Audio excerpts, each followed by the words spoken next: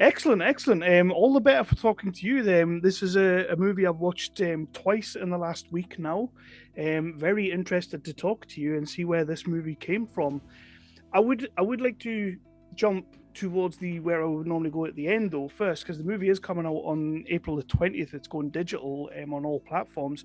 How exciting is that for you for your first horror to be coming out?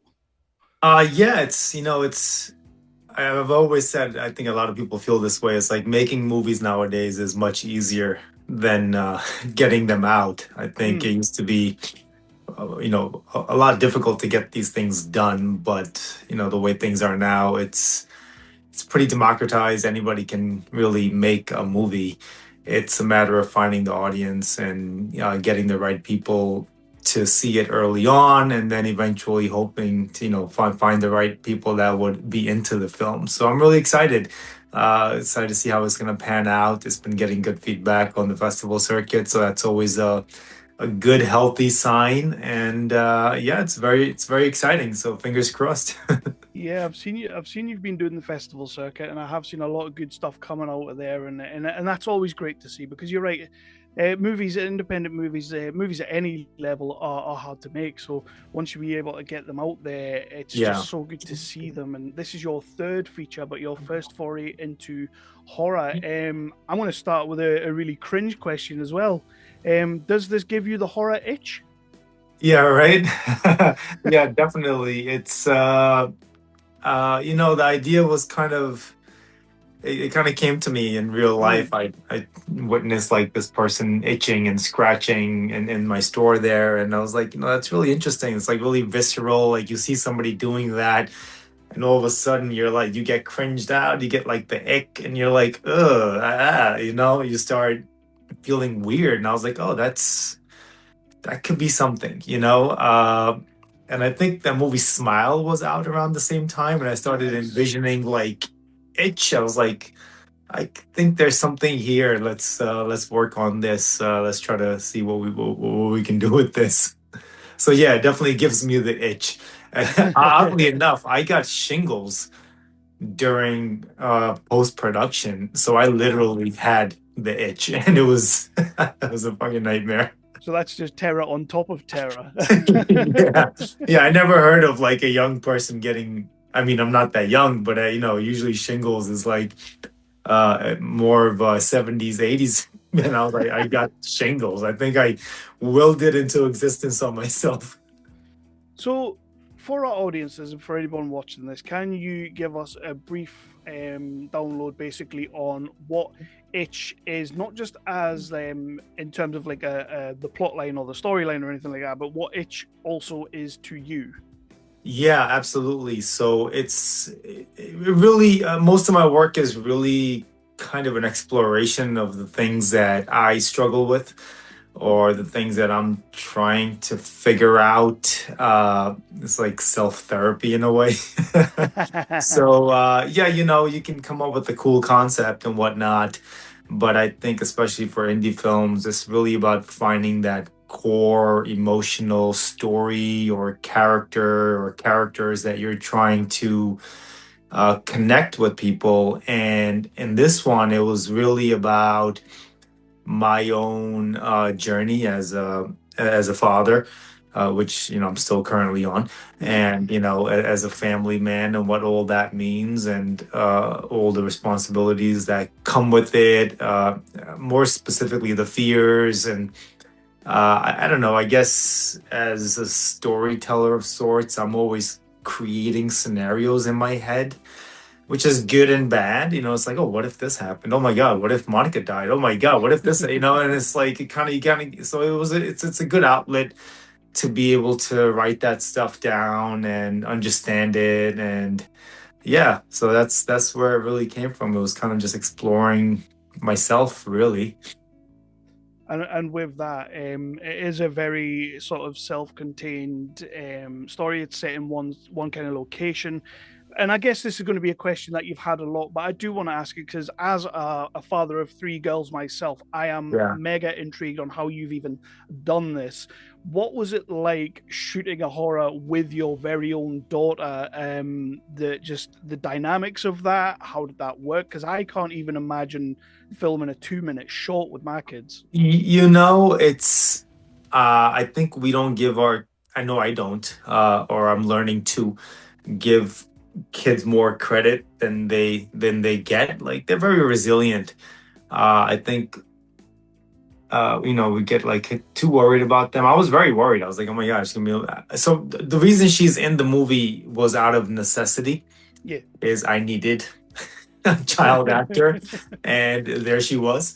And especially dealing with that adds a whole dynamic. I knew that I could have certain liberties with my own kid that I can't with another child actor. That just brings in a whole nother dynamic and issues with it when you're dealing with children on set. So that was one. It was out of need and necessity, and just to make my life a little easier. But I was very scared on how's it gonna work. Yeah. Really, I won't lie. But I rewrote the character after realizing it's gonna be my own daughter in it. I rewrote the dynamic a little bit just to make it easier on ourselves, and it was phenomenal. She loved it. She was a little freaked out in the beginning because, Yeah. kids have a very vivid imagination and they don't know all the time what's real, what's not real. So seeing some of the stuff early on, she was like, "Oh my God, is that person okay?" So I tried to keep her shielded from most of that stuff, but there are one or two crazy scenes with her, and I threw her in the deep end, which I couldn't have done with somebody else. We just shot like the craziest scene with her first. She totally freaked out. And after that, it was all laughs and giggles, and it was an exercise in how to get her to stop laughing and having a good time at that point. But I wasn't too much worried about whether she would be able to do it. Uh, I think the biggest hurdle is in front of the camera is just getting in front of the camera. Yeah. If you can get in front of the camera, the rest you figure out along the way. But she's very comfortable in front of the camera. She was Right. always making little videos and stuff on her own. From a young age and with her mom and all that. So he's always performing. But it was incredible, man, being able to do this with her and share it with her. I got to give her a lot of credit. It was a lot of night shoots. She was up for it. I think I was more worried about her than she was worried for herself. I think that's just how it is. As a parent, you would understand. Like the kids aren't worried. I think Yeah. Yeah. we are more worried than them. But yeah, it was incredible. I was lucky to be able to do that with her. So there's a lot to love, and I hope audiences check this movie out because there's a hell of a lot to love with this movie that I genuinely think for the level it's operating at is punching well above. Like it's absolutely doing just some amazing things. Just a couple of things that I really wanted to point out is obviously you are a little bit inspired by the likes of your Dawn of the Dead, Right. the Purge, the Mist, all these kind of things in terms of like your bottle locations. But one thing I really love about the start of your movie, the opening sort of like 10 minutes, is it gives you all these little hints if you're willing to see them about what's coming and about the world outside. How Yeah. how hard or even how do you tackle that in terms of like I don't want to give away too much, but I need to give Right. away something. Yeah. Yeah. It's so I write my own stuff.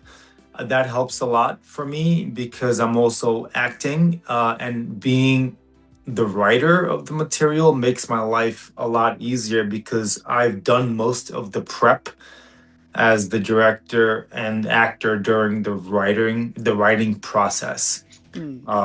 And So having gone through all those drafts, and having budget constraints, I knew we're gonna have to like lay these little information tidbits along the way so people start realizing, oh, something's going on. And in hindsight, I wish I had done more of that, All right. because I didn't want it to be too like over explaining and this and that. Uh, yeah, yeah. You never know if something's gonna work until you do it. So I'm Mhm. not gonna sit here and be like, oh yeah, I had it all planned. I didn't have any of it. I was like, I hope this works. I hope this works. I hope the sound design will elevate this thing and make it feel real. And like that something is happening. And I think the secret is, even though I just said I wish I had done more, I think at the same time, less is more. Yeah, yeah, What I meant by I wish I had done more is I perhaps could have introduced maybe another phone conversation with another character or something of that sorts. And I saw this movie Pontypool after I yeah, made after I made Itch. I never saw Pontypool. I think they did a phenomenal job. Maybe it's good I didn't see it. I probably would have ended up riffing them a little bit. But they did a really great job of like building this world outside. And I was like, wow, how incredible. So I think if you kind of strip away your resources sometimes, you're forced to think outside the box, yeah, and that's not comfortable, but it does leave you with some cool stuff at the end of the day if you're open to it. And some of it works, some of it doesn't. Uh, you know, and I found out like the simplest stuff always works yeah. the best. If you can just keep it very simple, keep it simple, stupid, it just works so much better instead of trying to over explain or create all these elaborate things or reasons. You can have it there in your mind in the backstory as a director or an actor or whatever, but trying to throw too much, Yeah. it it kind of muddles the whole thing, and then people expect an explanation for everything. A lot of stuff is not explained in life. You don't get explanations for why things happen. It's just Well, just happening. yeah, exactly. And I want to just say, just a tip of the cap to you there. And I think you don't want to, you don't need to be too hard on yourself there, because there's a lot of things in this movie that I think, if I had been outright told, it might have taken away something from it. You have the sort of flashbacks at the start. I don't want to spoil anything, but you have the Yeah, flashbacks at the start, so you kind of know that's happened, but you don't necessarily know everything about that. And I like that, because then it adds to the dynamic of the father and the daughter, and you're almost in denial at times with what's going on, because you just want to root for these characters, if you know what I mean. So no, don't sell right. yourself short at all. No, that's good. I'm glad. I'm glad because like everyone's got different sides to them, right? Like I don't know, is Jay a good guy? I don't know.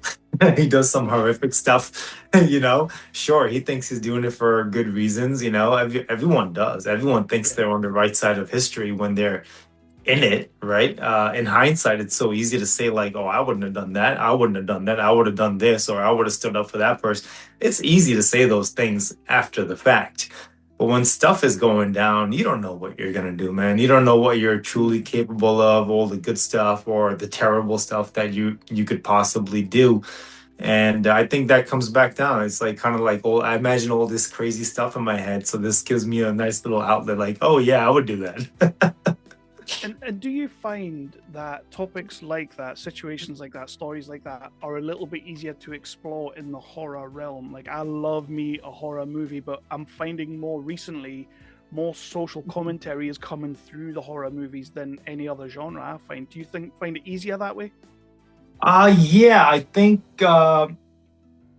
without preaching too much, I Yeah, think so. My view is that it should first entertain. You know, the purpose of this is entertainment, really, because it is going to be consumed by other people. I'm not doing this for myself, but yeah, if you can share with someone how you're feeling or your view on something, you're not the only one. I know we like to think that we're unique.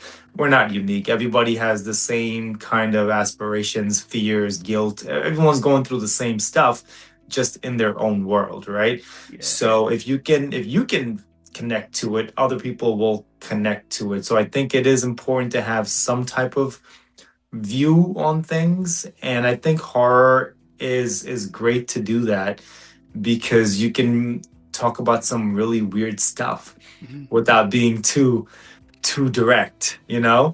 Whereas 100%. in a drama, if you start talking about some personal things, it's like, oh yeah, this guy's talking about himself. Yeah. You know?